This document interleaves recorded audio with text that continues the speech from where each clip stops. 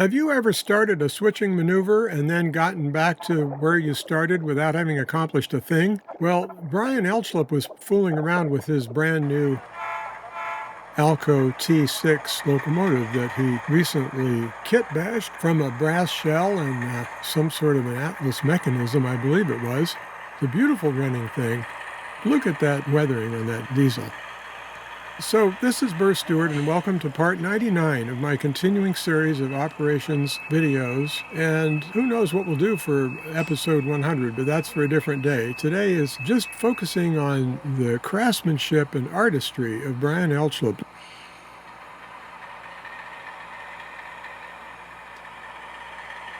I was happy that we ran it like this to admire it, but I thought we should do some switching.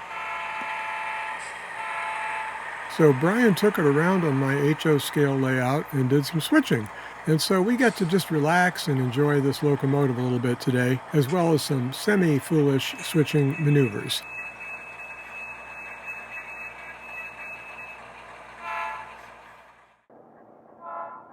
So here he is over by my steel mill model, which we call Bethlehem Steel, but really it's located where it should be Isaacson Steel Works in South Seattle. And he's pulling a couple of cars out of the transfer bridge there. And when he shoved it back in, it really caused an interesting derailment, which I'll show you some still photos of. I don't have it in video.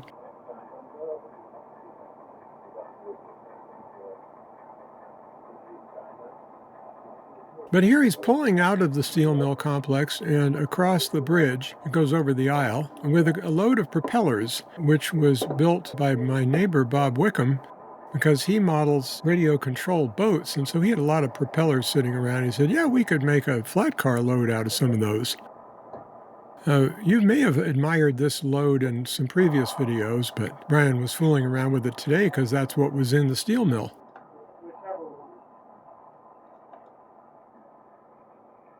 Aren't those nice?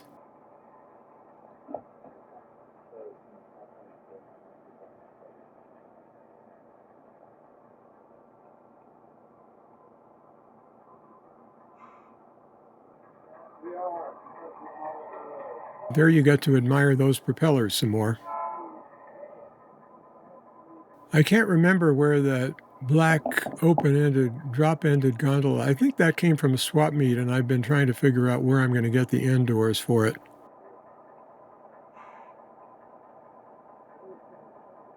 The High Line over on the right-hand side is the main line north from Delta Y to Burlington Yard, but we won't be seeing that, I don't think, today.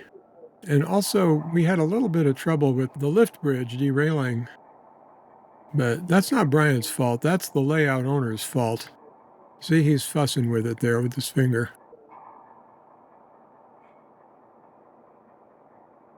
Now watch that flat car in the distance. I think it's going to hook up with the crane and make a mess. No, you should be fine. I haven't done anything over there. But meanwhile, before that happened, Scott was breaking in his new GE 44 tonner that's painted and lettered for the Sacramento Northern, which he's very excited about. Oops, there it goes. And you can see it coming around there on the main line. Scott is making a model railroad of a portion of the Sacramento Northern, so he was just thrilled when Rapido made this particular paint scheme. And as you may know, the new Rapido 44 tonner has a keep alive built into it, so it performs extremely well, even over dead frogs, which we have a lot of on this railroad. It's a nice little locomotive. Sure, it doesn't belong here, but we're enjoying it. You know we run a lot of stuff that doesn't belong here, because this is all about much fun with trains. On the other side of this tunnel is the Everett Bayside Yard. Isn't that cool seeing the headlight disappear there? Here's some close-up shots of what happened when Brian was switching that steel mill. The overhead crane caught on the flat car and grabbed it and shoved it over to the next track. Next time something like this happens, I'll try to make a video of it, but I thought you'd enjoy these stills anyway. So now Brian's putting a operating figure that is a crew person on the front end of the engine so we can admire that. Yeah. He's having a little difficulty with it. Yeah, give me a second. I'm not sure if he was actually gluing it or just trying to position it. There we go. Now keep an eye on the front of that engine and see if you can recognize the crew waving at you. This is a swing-up bridge that crosses the aisle and allows us to do reverse moves on the south end of the main line. You'll notice the flickering of the LEDs. That seems to happen in videos, even though when you're there in person, they don't flicker like that. Has to do with a combination of the flickering power and the flickering video frames. Oh well. Good. So a few minutes later, we moved over to the Milwaukee car barge and its support yard there.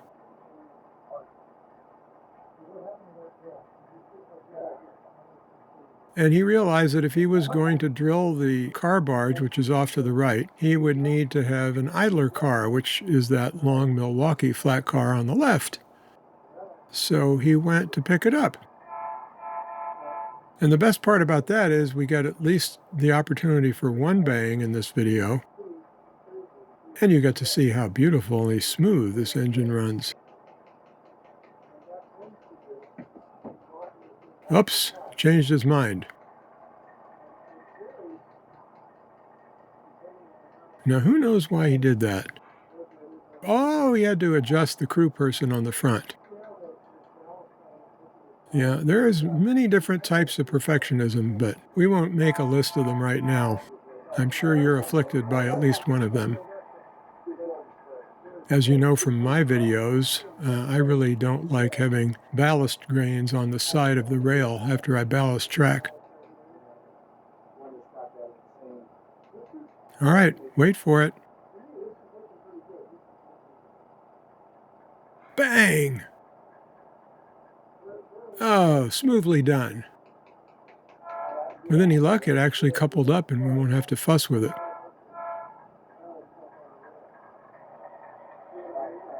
There it goes.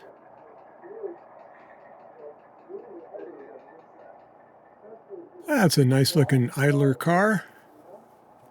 I think I'd rather use a couple of 40-foot cars because this car looks like it could be useful in revenue service, but we'll get there eventually.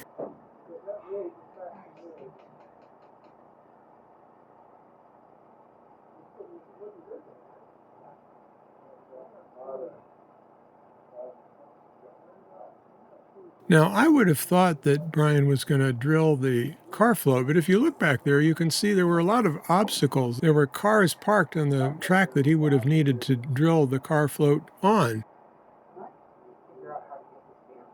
So I think what happened is he pulled it out very ambitiously, and then he got there and said, this is not going to work. So he just put it back. And I didn't care because my main goal was just to watch his brand new kit-bashed engine in switching action, which we're getting to do here.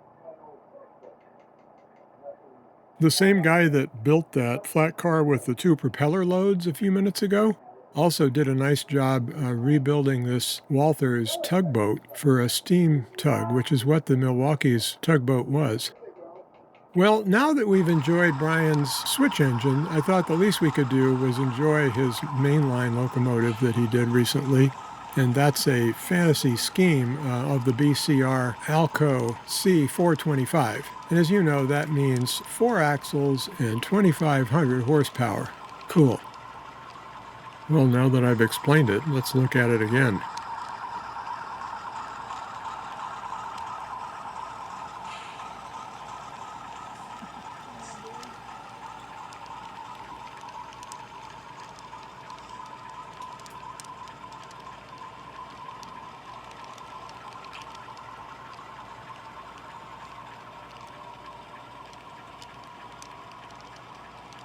And as that train heads up towards Stevens Pass, This is Burr Stewart wishing you much fun with trains.